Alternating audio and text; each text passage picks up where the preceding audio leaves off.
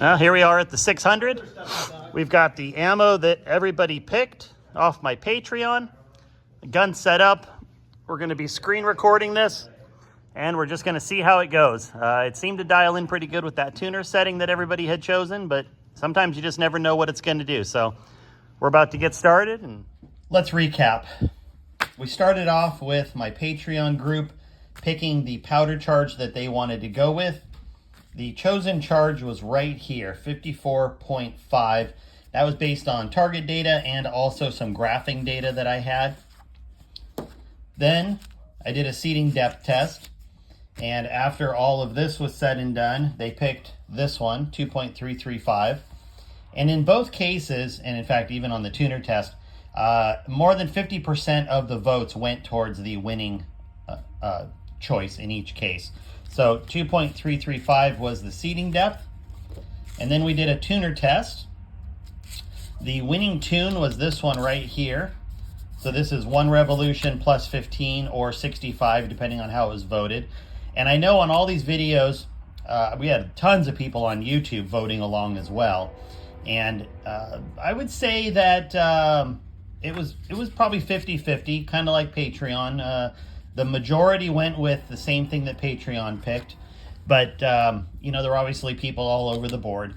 And then after we did this, I went and shot it at 600, and I'm going to show you those results in just a second, but let me talk about a couple things. The first is, and I did not have a lot of 190 grain bullets to play around with to show you alternatives. However, starting off, that would not have been honestly my first choice for powder charge.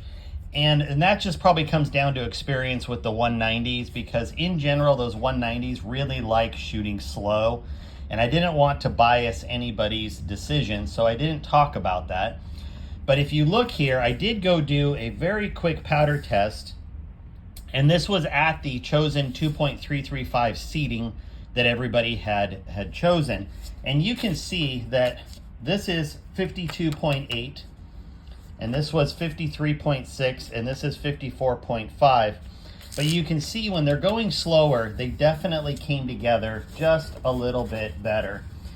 And I know it's hard to see on this if we go back and look, but here's 52.8 and 53. And while they weren't necessarily the tightest, they still weren't bad together as a whole.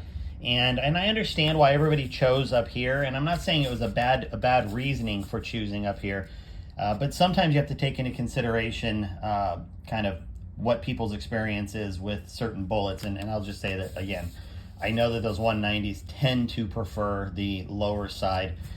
The 190 grain in other bullets may not be the same, like an A-tip or something, but I do know that the Berger hybrids, for whatever reason, and I've shot several thousand of them, just prefer to go a little slower. So anyway, you can see the difference here. I mean, that's 4 shots right there, and then I had a flyer for whatever reason, but you know, markedly better in terms of going slower and grouping. So you know, you can always say what if, but let me just finish with this.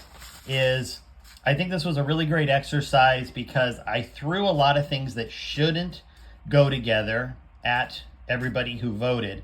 I put heavy bullets with a very slow twist barrel, not ideal, using a powder that wasn't really matched for the weight of the bullet or the speed that it probably wanted to shoot at. So there were a lot of things going against this test, but what I really wanted to highlight is that even under those conditions, and you're going to see it here, it's shot pretty well. Now, is this a load that I would take to a national match or even a regional match? No, honestly, it's not. But when conditions are like they are in the market right now and components are low and you can only get certain things, I think this particular test really helps illustrate that you can still make a pretty good load. And to be honest, this group that you're going to see could definitely get tighter if I had more bullets and more time with this particular setup.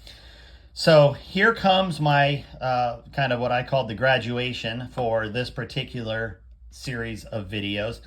And then keep in mind, I'm going to start this right back up this week, and we're going to go back to components that I use on a regular basis.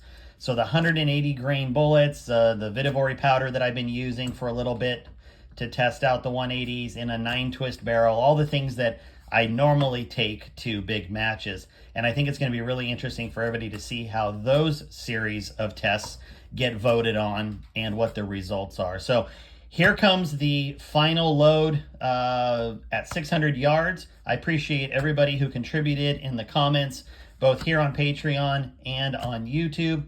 And you guys are great. I appreciate the support, and we're going to keep doing more and more of these because I think this is a great way for everybody to learn and see how things do or don't matter in load development.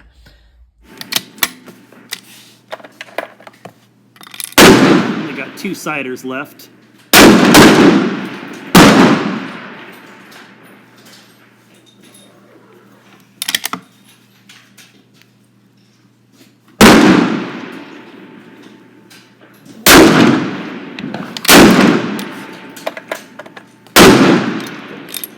Oh man, gotta beat Jim.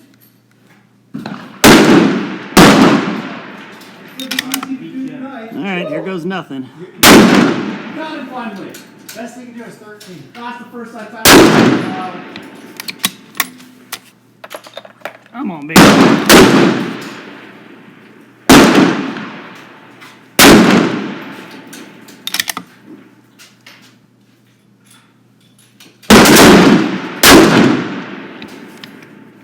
Come on, Stevens.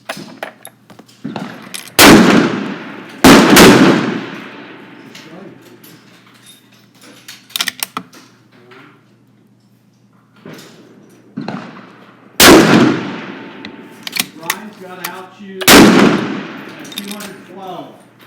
Live for the first time in all of the movie.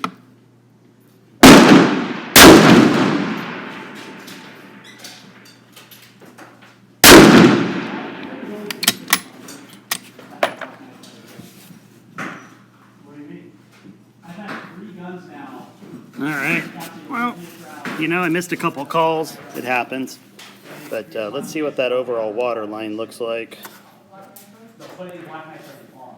Oh, okay. All the original is metal. So what do we got? Well, at the end of the day, we got a 6.5-inch group with 4.7 inches of vertical. And considering all the obstacles we face, the wrong twist rate, you know, not an optimal powder, all of that stuff together, I'd say that's a pretty damn good result. You know, I'm actually really happy with that, aside from the 2 bad calls I made there. But Are you done? there we go.